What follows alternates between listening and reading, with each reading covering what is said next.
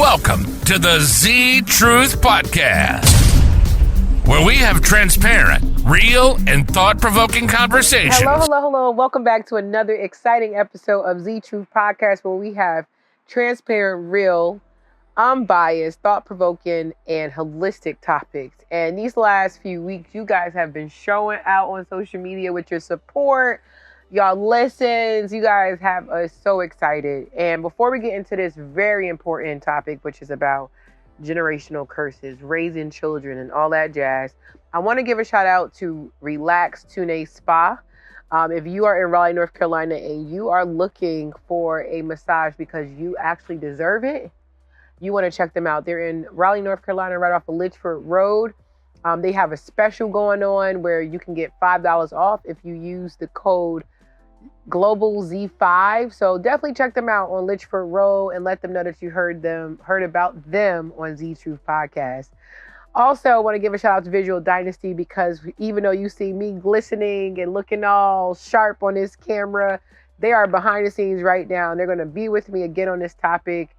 Devon is going to be chiming in with all of us, as if there's more than one person here, but with me on this very important topic that I want to get into. A lot of you may or may not know this, but I have been in childcare for 15 years, celebrated this past August, and been working with children for ever since 2010.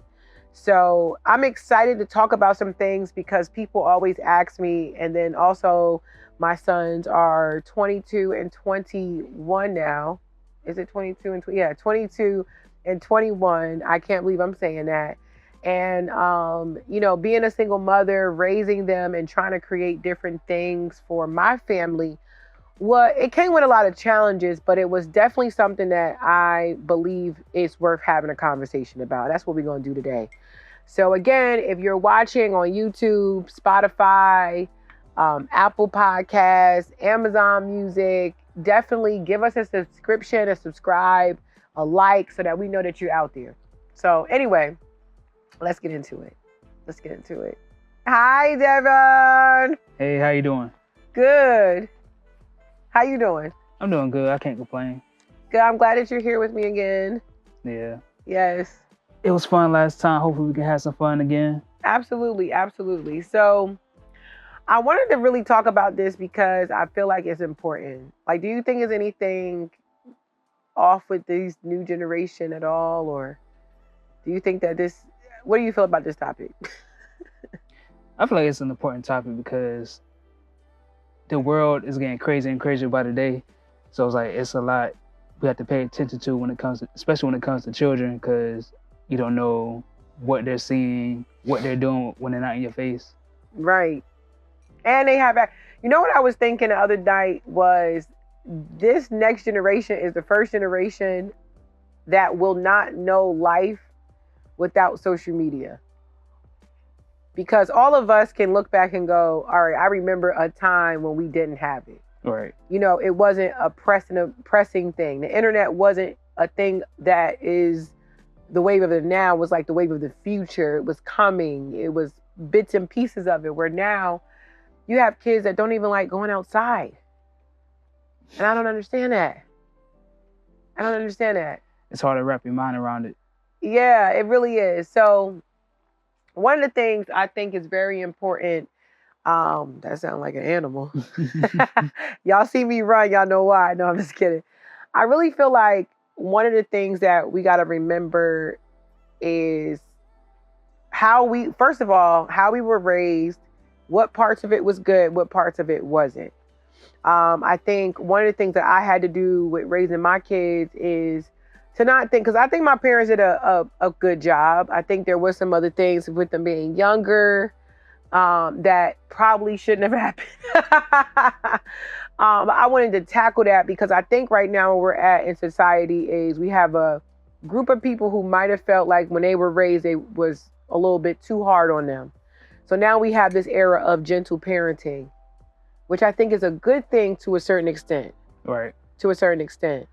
I feel like there is still, like, I think a lot of my generation, when I look back on how my friends might have raised some of their kids or my associates, that a lot of us became more peers to our kids versus, friends, peers. We're on the same level and we're not. Right. It shouldn't be, in my opinion, I don't think it should be that way. I think there should be some kind of, not boundary, I guess it is a boundary. Is that a boundary? Yeah, I would say so. Yeah, where you have, I'm the parent, there's certain things that I don't do around you. You don't say certain things. There's the way we communicate. And the respect, I think you don't have to actually worry about. So yeah. What's your thoughts on that? Lord, that's a damn bobcat. No, I'm just kidding. I'm just kidding. Yeah, I think the whole parenting thing has changed over time. Like, not only with time itself, a lot of times you see it that like the parent changes based on the children. Like, they might have treated the oldest one way, then decided to treat the youngest a different way. I'm an example of that, kind of. Which one were you? You the youngest? Yeah, I'm the youngest. I'm the baby. I'm the oldest. This will be interesting. This will be interesting. You can usually tell. Yeah. And how like they act, but I know for me, I felt like I was the kid that they were like trying out stuff. Mm-hmm. And so I don't know if it was harder or not, but I feel like I was the one that they kind of tried out things. Yeah. And I feel like there's a thin line also between favoritism. And I think there's a thin line with favoritism and did you treat this person differently because of their personality and they're just a different person? What were you going on for that? Or what were you headed to? You probably heard the stories or even like experienced how like your parent might have treated your younger sibling one way. It's like, if it was me, this would have happened. AB. I would have got my ass whooped. Like, I wouldn't have been able to say this. Like, the most I got was a spanking, but she used to punch them or something like that. Not saying directly, but that's all right. That's the type of comment. That's the type of comment you would hear from like older siblings. Yeah, yeah. And I think like me, I wasn't able to do a lot. She kind of sheltered me, and I think that could have probably contributed. When I did get out, I was outside. Mm-hmm. I was outside, okay? And I wasn't like so wild that I wasn't tameable, if that makes sense. But I had my kids pretty young. You know what I mean? Right. My mom had me young. I think I had my first son a year after she did. So I think she was 20 when she had me. I was 18 and then 19 when I had my boys. And one of my goals was to not let that be my boys, which I'm still on track because he's 22, he's 21, we have no babies. So every year that goes by, it feels like a little bit more closer to breaking a chain because it was getting younger. And then my sister, shout out to her, that she waited. I'm not saying whether or not it's good or bad if you have your kids early or late, but I know in that moment, could I have waited a little longer? Probably. There's some things I still was learning as a young parent that I didn't know today, that if I had them now or started 5 years ago, 10 years ago, it'd been a little different. Yeah. Even just financially, I think that was a hurdle because I had to question every single thing that I was taught about finances when it came to my upbringing, because there wasn't really anyone who worked for themselves. There wasn't anyone who was really focused on wealth. It was more of scarcity, if that makes sense, where I feel like this was something that I had to unlearn and relearn a totally different thing. You know what I mean? So now looking back on things, like I mentioned this book before, The Secrets of Happy Families. One of the things that I had to say to myself was, this has to stop with me, because I started seeing a pattern in my family where the women didn't really get along. Like, what I mean by that is, like, it seemed like my grandma, because I used to say certain things like, well, my mom treated me different. She was just kind of like not nice after a certain period of time, right? Yeah. And my mom was saying the same thing about my grandma. And then I remember having a conversation that freaked me out. And what freaked me out about it was my grandma was saying the same thing about my great grandma. And that's when I was like, this is a pattern. Mm-hmm. What about the firstborn or because my mother wasn't the firstborn, but what happens or what is happening where with a parent and one of the kids where they don't align, they don't get along, they are not like, it's toxic. I think it's toxic. You know what I mean? Not to put it out there, but it is what it is, because I'm sure it's other people out here who you look and you go, wait, my auntie has this situation. My other aunt has this situation. My sister has this situation. So does my mother. That's what you call a pattern. And a lot of times I think it's hard I think one thing we can't do is we can't hide if we trying to heal. And that's kind of one of the hardest things, I think, for not just me, for anybody who's trying to be that person that really helps to break that. But yeah. So one of the questions that I got on TikTok, if y'all not following us on TikTok, you need to. That's where all the questions be coming out. But one of the things that they asked was, are we raising children intentionally or repeating what we saw growing up? And so, like, I know for me, I intentionally made sure I didn't do everything that I saw growing up. Because one of the other things that I noticed was, so I have 2 boys, right? And I didn't want my boys to not be the dominary, you know, a lot of the women were more dominant in our family than the guys on one side, not both sides, just one side, my mother's side. And so I wanted to change that. And so something that I did, and I mentioned the Secrets of Happy Families, but in addition to that, finding real life examples of people who emulated whatever that was.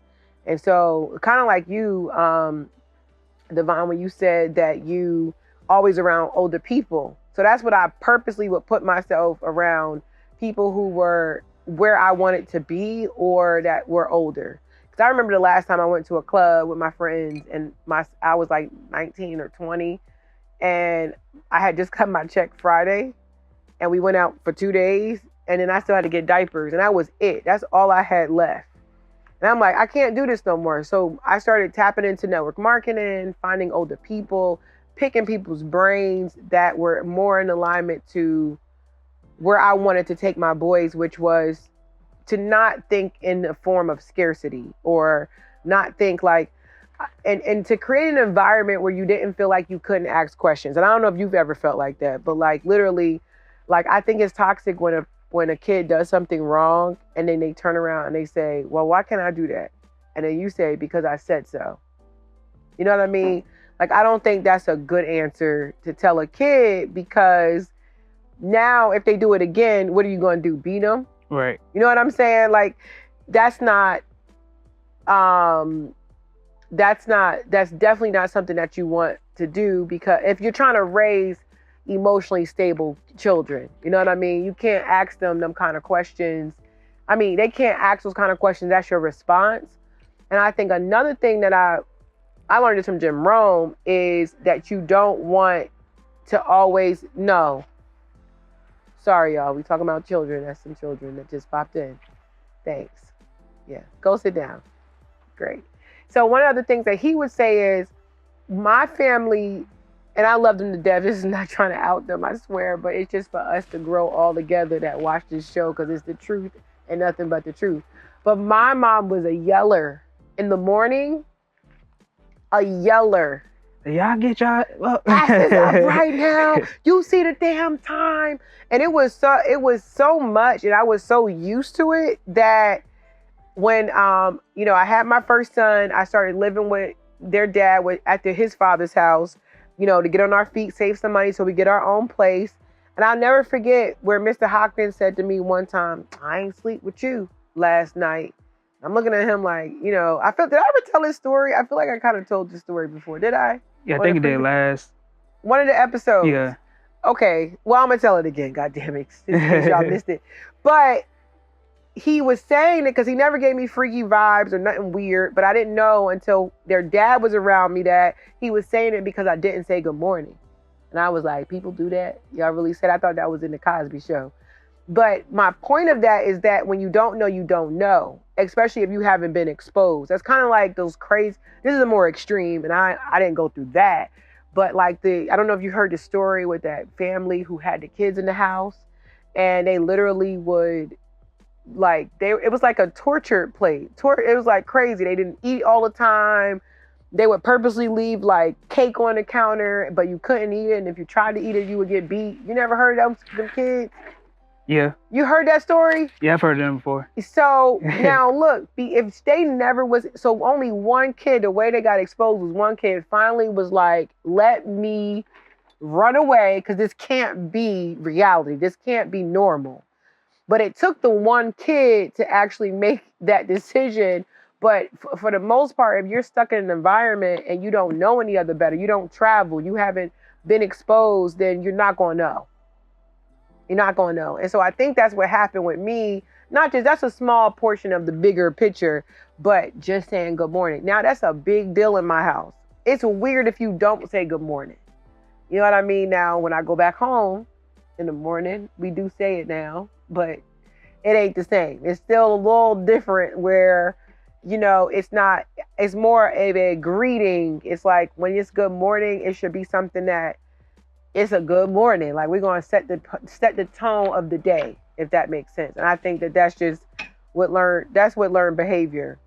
I also think one of the things that was not cool or that could be toxic is never being able to question anything our parents did. And not in a disrespectful way, because I do think it could be disrespectful.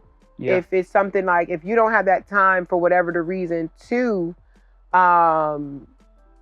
explain in that moment that you should make that decision to listen to me and I'll explain it later, it's totally different was because I said so. Okay, I think that's not cool to say.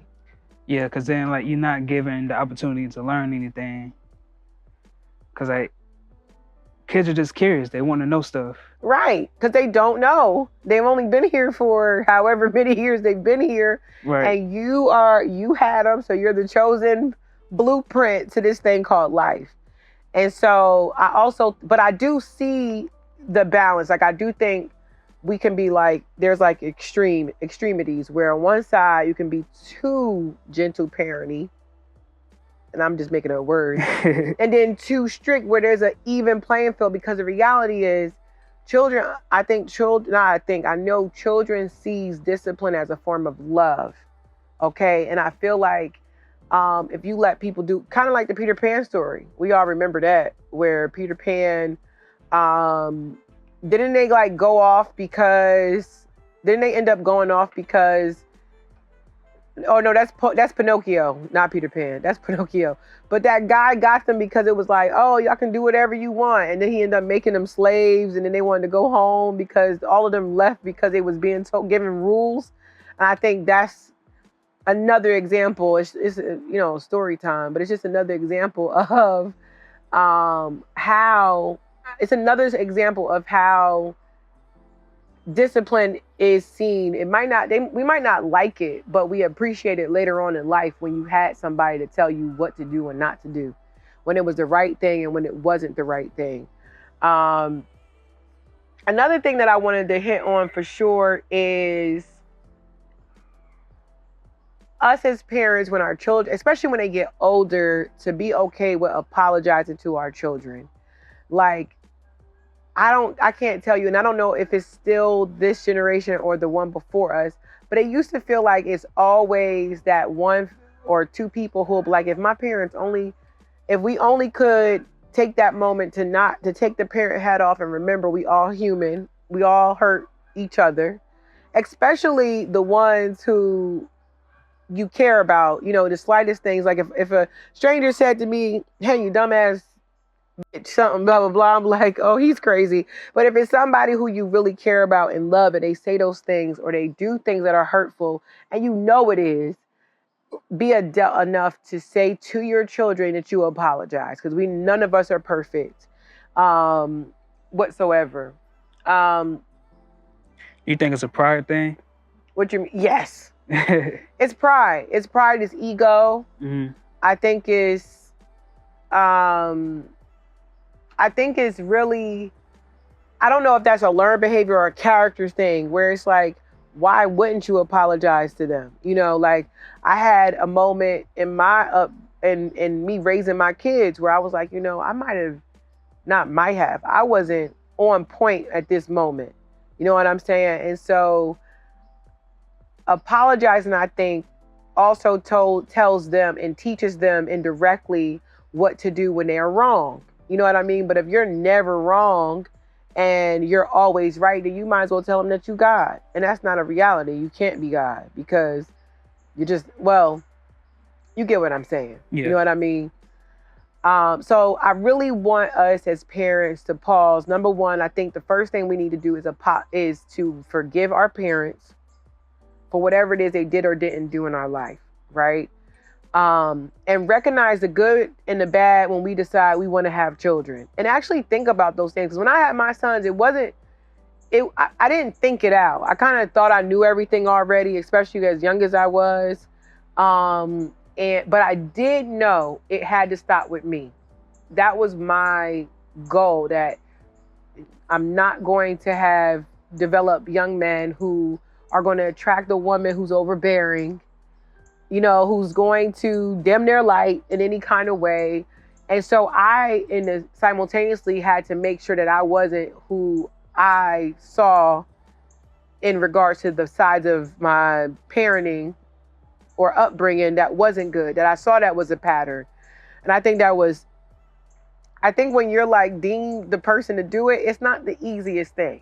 No. It's not easy at all to go against layer after layer after layer after layer of doing the same thing in the same way. And then us as Black folks, I think we really got to dig deep that some of our upbringing is the people who oppressed us. You know what I'm saying? The teaching, the food, which we're going to talk about in another topic, another episode, that these things that we experience, our parents' experience, was based off of a lot of it from being them in fear. You know what I mean? Like, you know, some things, like, I don't know if y'all ever read the Willie Lynch shit. That shit's deep. And if you look at it, there's where they say, oh, well, all the Black women are overly independent and then we need the guys to step up. If you really read that whole thing, it's almost like the breakdown of where it is today. You know, and it's unfortunate, but it is what it is. And I think once we understand that, a lot of things can heal, but if you hide, you can't heal. Okay. So yeah. And I want to hear from y'all too. I want to hear from the audience if you felt like you were the one who had to do a lot of different things than what you were brought up on. Not saying that everything was bad, but what would be the thing to create legacy? Because I feel like that should be the goal, where, you know, you are building not just an empire, and it's not even really just about money. It's just about happy ass people. Get what I'm saying? Like people who are, you know, one thing I see in all the other cultures, and I used to date someone who was from Nigeria.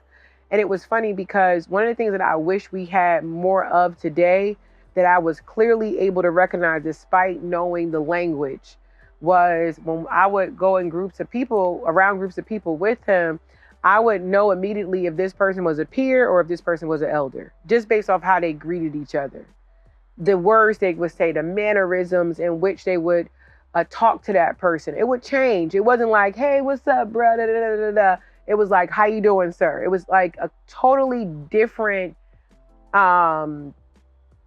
connection than it was when they were around people who were considered their peers. And I wish we had that, which I don't think we do as much as we used to, where it's like, if grandma in the room, everybody be quiet. Right. You know what I mean? Like a form of code switching. Yeah. Well, not code switching. I think that's respect. Yeah. Yeah, because code switching is when, if I like to wear my hair orange like this, if this is my color for the month or whatever, and then I want to go to an interview for a job, I change it back to black. I think that's code switching. If that's not who I normally typically is. Or if some people, like, I've heard people had to take their locks out at certain, like at the army, you have to cut your fucking hair. Excuse my French. Cut the hair off. Y'all can't be doing that bleep in the background sometimes when I be slipping. Because I be throwing some bombs sometimes. Ugh. Anyway, but like, I think that's more code switching versus it's just respect. It's like, this is somebody who was here before us. I don't know if y'all ever saw that clip, but it was viral. And Maya Angelou was in the audience, and a younger lady stood up, and I think it might have been Oprah or Donahue. That's so old. I'm dating myself. But the young lady stood up and asked her a question, but she said, Maya, ... I don't even know what the question was, but she stopped there. She said, I've been on this earth too long and have, and she broke it down better than I could. But basically she said, honey, you can't call me Maya. You know, that we're not peers for you to call me Maya. Right. And she apologized but it wasn't natural for her to get up and say Miss Maya or Miss Angelou or none of that. It was natural for her to think Maya. Same thing with me. God rest her soul, my auntie Tina. For years, I would call her Tina. For years, until I became an adult and realized that I wanted to make certain changes in our family dynamic, that even though she was the cool aunt, she was still my Aunt Tina, not Tina. I shouldn't be calling you Tina. Right. And I didn't notice it until one of my sons called her that as well. I'm like, wait, that's not tripping. And then I realized, well, I'm doing it too. You know what I mean? Because when you have that kind of boundary, or I feel like there should be a different word than boundary. But when you have that standard, I'm gonna call it a standard, where and in that book, Secrets of Happy Families, it talks about how when you do have that, it's because a lot of us don't go to who was before us. Unfortunately, a lot of us don't have that too. A lot of cultures that live here, they can go back to their great, great, great uncle. They knew they was from Italy on this island, blah, blah, blah, blah. Some of us can't do that. It's but a few generations back that we can do it. So I feel like because of that, we have to make that a thing now. Okay. And be real about that, because we don't want to keep repeating things over and over and over again. Another thing, when I want to go back to yelling, and me being in childcare for as long as I've been in childcare, I have learned that when the moment that you respond to your kids like your kids, you become like your kids. Y'all on the same level. So our reaction, how we interact with children, is very important. I know, like I said before, yelling was a big thing. If I said it, you do it. And it was more of not hierarchy. What is this government? But it's some government. Democracy. But what's the other thing? When I'm like the king, or democracy is what we have, right? Yeah. So, but what is it when it's a... Is it monarchy? No. When like you are... Dictatorship. Thanks. Dictatorship. So like, that's where most of us was raised, where it was 100% a dictatorship. And what I say go, and that's it. But how is it a dictatorship when I'm screaming and I don't know how to channel my emotions? Now you screaming at me. You better sit your ass down. But you're screaming at me, and I was able as a little kid make you react to me. That's not... You're never going to get a kid to listen to you and do that. But now today, I also believe, and please forgive me if you watch this and you get offended, but sometimes the truth will offend you. We, I think, are also lazy when it comes to parenting. Like, we give, you know how many people I have to tell them that you should not be giving them melatonin? Do you remember getting melatonin as a kid ever? No, I never had melatonin. You never had melatonin, but you took your ass to sleep, right? Right. Right. So I want everybody to understand these outside things you don't need for a kid to nap. You don't need tablets. Tablets actually, from my experience, I've been in childcare for 15 years. The last 6 years, I have seen an increase in children who are I don't want to say autistic because I don't know. You got to go through tests and all of that. But that spectrum, ADHD, autism, I find it on an increase and rise because of tablet usage. And I think we got to remember as parents that we are addicted to our phones. We are addicted to social media. We're addicted to all these different things, right? Mm-hmm. So if you give that same like shotgun, because that's how I look at social media. Social media, internet, this access that we have, I feel like it is something that is like a shotgun, and a double barrel shotgun. And double barrel shotguns are very, very, very dangerous and powerful. And so if they're that powerful and dangerous for us, imagine what they are for them. And like I was saying, this topic is very thick. We're probably going to come back to it and do another part 2 of generational curses. But I just want to emphasize that healed parents create confident and emotionally stable children. And so, again, pick and choose what you want in your arsenal of parenting, whether it's good, bad, or indifferent. Just understand, I'm going to say this last story and then I'm going to wrap up. And I never forget when I was reading this book and this guy got married to this girl. And he was like, how come you always cut the ends of the meatloaf? And she said, I don't know. Let me ask my mom. And then she called her mom and she asked the question to her mom. And her mom said, I don't know. Ask your grandma. And then she called the grandma and the grandma said, oh, the reason I used to cut the ends of the meatloaf is because it wouldn't fit in the pan. So that little thing, that little girl, when she was small, watched her mother cut the ends of the meatloaf, only not knowing the reason. She just knew she cut the ends of the damn pan. Passed that down to her daughter. And then somebody outside noticed it. Well, why do you do it? And you couldn't even answer the question. It was only because it couldn't fit in the pan. So I encourage you to take time to really discover the patterns in your families, the patterns in which are good, bad, and indifferent, and make sure that you pass only the things that are going to make your family's legacy strong, okay? I want to also, again, give a shout out to Relax Tuina Spa. If you need to relax, because we all deserve that, check them out in Raleigh, North Carolina, off of Litchford Road. Use the code GLOBALZ5 to get $5 off. And I promise you, you are not going to be disappointed. It is a Tuina Spa. It's a Chinese ritual that's very much a modern day acupuncture method type massage. I go there all the time, and I promise you, you will be very much satisfied. You can watch our shows every Wednesday at 6 a.m. on Spotify, Amazon Music, as well as Apple Podcasts. And if you want to watch it, the full episodes will be on YouTube at Zyykirrah Podcast. So until next time, always live your week with nothing but love, peace, and hair grease. Bye. Welcome to the Zyykirrah Podcast, where we have transparent, real, and thought-provoking conversations. Your host is Zyykirrah, the author of 15 social media secrets that pay. So let's get real, get honest, and get started.